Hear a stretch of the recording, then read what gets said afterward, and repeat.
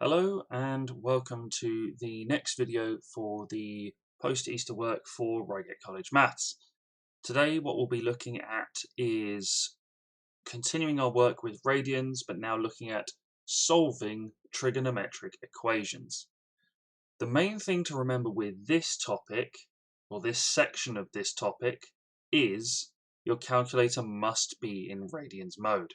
If it's not, then you won't get the right answers effectively.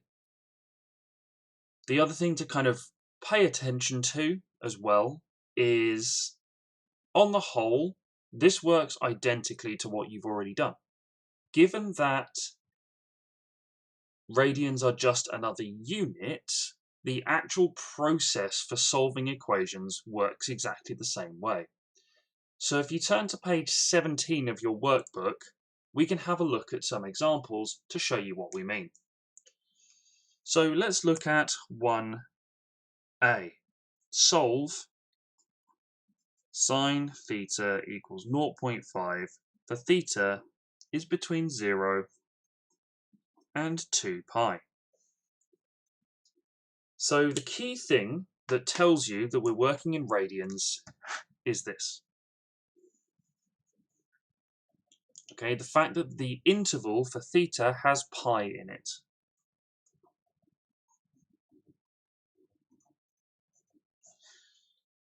Quite often, that's the only thing that will tell you whether you need to be working in radians or not. So, how do we go about solving this? Well, let's think about what we did when we worked in degrees.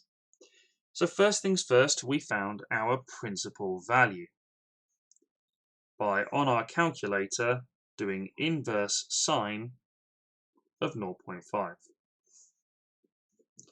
Okay. So again, make sure your calculator is in radians mode. You can always check when turning it on. Up here, there should be a little box with an R in it. That means you're in radians mode. If the box is kind of here and has a D, that means you're in degrees mode. Okay, so make sure you change it accordingly. As a reminder of how to do that, Shift, Setup, Angle Unit, and then 2 for radian. So we're going to do inverse sine of 0.5. So this is 1/6 pi. Now the question asks for our answers in terms of pi. So we need to think about that and give our answer exactly like this. If the question says, giving your answer to 3 significant figures, regardless of how this comes out, you would have to write the decimal. So be aware of what the question is asking. So our principal value is pi over 6. So let's think about the secondary value. When we worked in degrees, the secondary value for sine was 180 minus the principal value. When we change it to degrees, how does that change? Well, only one thing changes. The 180 degrees we know is the same angle as pi radians. So we do pi minus the principal value.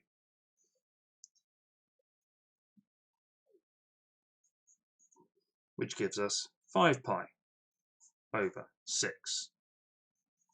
So our two theta values are pi over 6 and 5 pi over 6. So that's what I mean by it effectively works the same way. The only thing that changes is the unit that we're working in.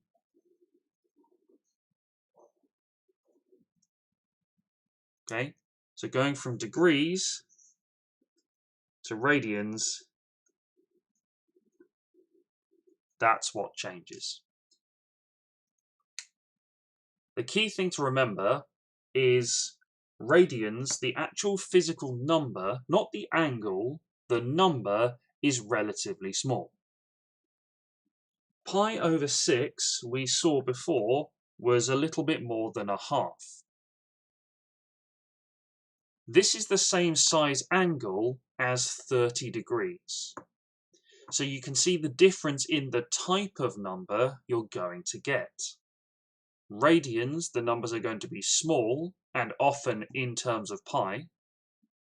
Degrees, the numbers are going to be bigger, typically 2, 3 figures. Okay, so that's how you can really check whether you've done the thing right or not. Typically, the error here is students will do 180 minus pi over 6, which gives you an angle of about 178-ish, which is huge. Okay, where we know if we work in degrees, this is 150 degrees, which is much smaller than the 178, 179-ish that you would incorrectly get. So let's look at question 2. Part B. We have 2 cos theta equals root 2. Now, we're working out for the same interval, but you do have to be careful. Remember, you can't do anything with the 2 in the way, so we need to deal with that first.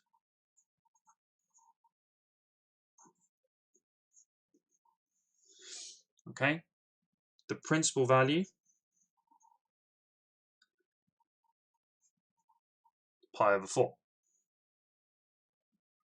Okay, the secondary value for cos, remember in degrees, we did 360 minus PV, so in radians, we do 2 pi minus PV. So 2 pi minus pi by 4 gives us 7 pi over 4. So theta, pi over 4, and 7 pi over 4. Don't forget, you can always check your answers. If we do cos of 7 pi over 4, we get root 2 over 2, which is what we had here, which rearranges to this. So this one's correct. So always check your secondary value if you're worried that you got it wrong. Stick it back into here or into here and see what you get. Okay, looking at part C.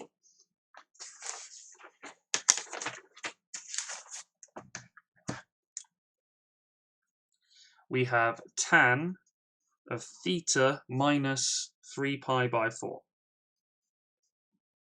equals root 3. Now don't forget, with this one we now have to be careful because the interval is changing. So we're solving for theta between 0 and 2 pi. So that means we're solving for theta minus 3 pi by 4.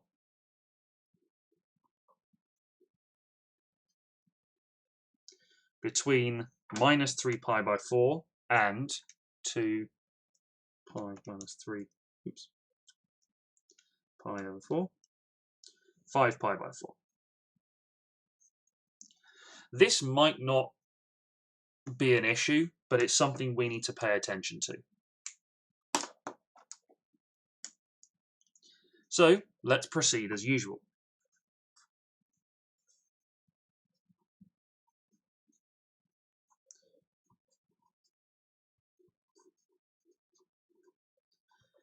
So we do inverse tan of root 3.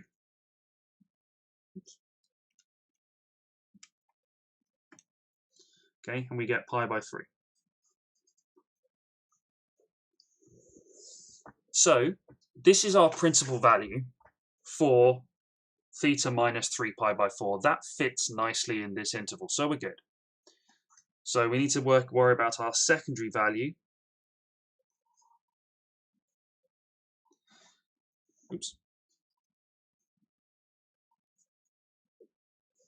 So theta minus 3 pi by 4.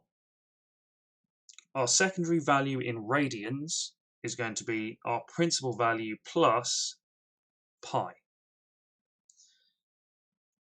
So with this one, if we take a third pi and plus pi to it,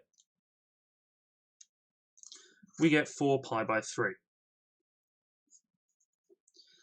Now you do need to be careful with this one and compare it with 5 pi over 4. The easy way to do it is obviously just worrying about them in your calculator. 4 pi over 3 is 4.19, and 5 pi over 4 is 3.9. So this is outside our interval, so we don't want it. The other way you can kind of look at it without using a calculator is 4 over 3 bigger or smaller than 5 over 4? It's bigger, because this is 1.25, this is 1.3. The pi, because they've got both pi in, if 4 over 3 is bigger than 5 over 4, we can ignore the pi and it works the same way. So this one doesn't work. So that means we need to worry about a third value.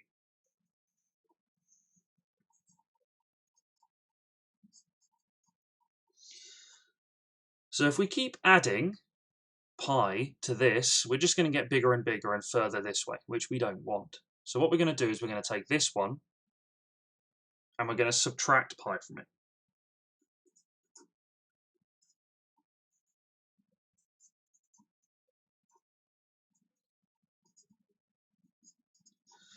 Which gives us minus 2 pi by 3. 2 over 3 is 0.67, 3 over 4 is 0.7. So this sits in this interval. Last thing to do is then work out theta. Okay, so we take pi over 3 and add 3 pi over 4. So you can, when typing it in, again, because it's all got pi in and we want our answer in terms of pi, you can just type in the fractions and then just stick pi in afterwards. That's fine. Or you can, takes a bit longer, minus 2 pi over 3 plus 3 pi over 4.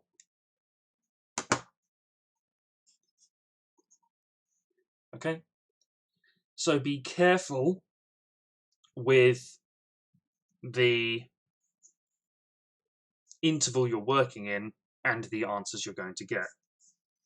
Okay, for tan, it's a little more easy. You keep adding or subtracting 2 pi until you get numbers that don't sit in here. For sine and cos, it's a little more difficult. You need to add or subtract 2 pi to principal value and secondary value. What's very useful to think about?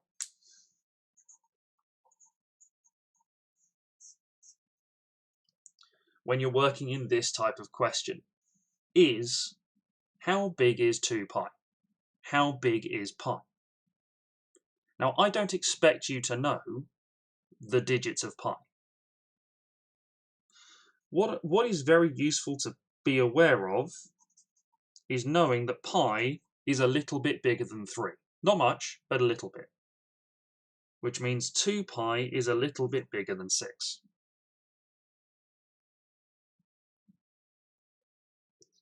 Why this is useful is if you start doing this type of thing and getting answers that aren't nice fractions of pi. If you start getting numbers that are 3.7, 4.2, 6, how do you know without having to do a lot of working on your calculator whether they fit in your interval? Well, if you look at it and go, okay, well, I know that 2 pi is a little bit more than 6. Is the answer I've got less than 6? Is it close to 6? Because this is 3.1-ish, so this will be 6.2-ish. So you can work it through that way.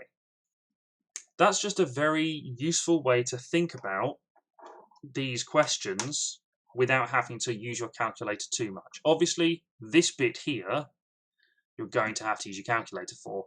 Not for this one. We could have done that from learning our trig ratios. But more complicated ones where it's not a nice exact number, yes. Now, the other thing you have to pay attention to with solving trig equations is exactly the same as last year, and that's trig identities. So for now, we're only going to worry about the trig identities that you learnt this year. Okay, so as a reminder, those are that sine squared theta plus cos squared theta is 1 for all theta, and tan theta is sine theta over cos theta.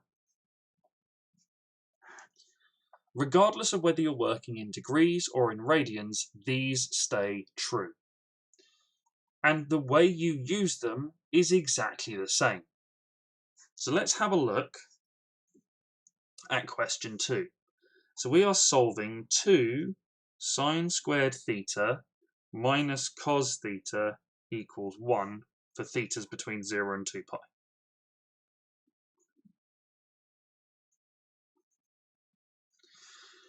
So we need to use a trig identity because, look, we have a squared and a not squared. This is the one that's squared, so this is the one we can deal with. How do we deal with it? Well, it's in exactly the same way as we did this year. We know that sine squared theta is 1 minus cos squared theta, which means in here, this is true.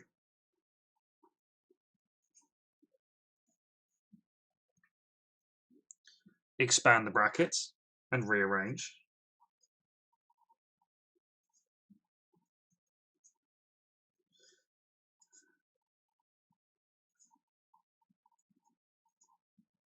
And we get this. Now, as before, we factorize.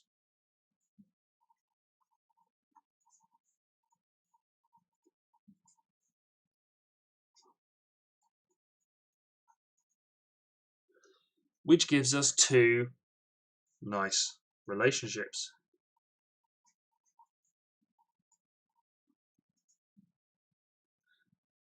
All it takes now is solve each of these like we've just done in this interval. Okay, so principal value, inverse cos, a half, we know is a third pi.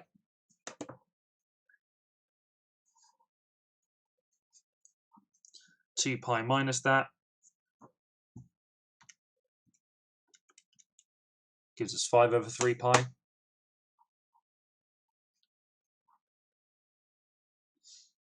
And then this one,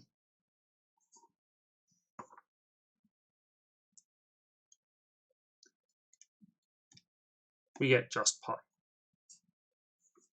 So our 3 solutions to this equation in this interval are these. So this works exactly the same way as last year. It's just this bit at the end that's different. And that's really important for what you're going to do next year with trigonometry, where you look at a load new trig identities. So, to practice this, what I would like you to do, please, is exercise 5E, questions 1, 3, 5, 10, and 11.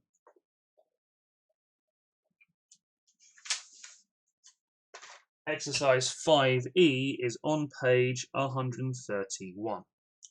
Okay, so this is the penultimate video for radians. The last thing we need to do is look at what are known as small angle approximations. This is one of the reasons that radians is very important, because the things we're going to look at only work in radians, and it's what happens when theta, our angle, is very small. Okay, so have a go at these questions and then go on to the next section.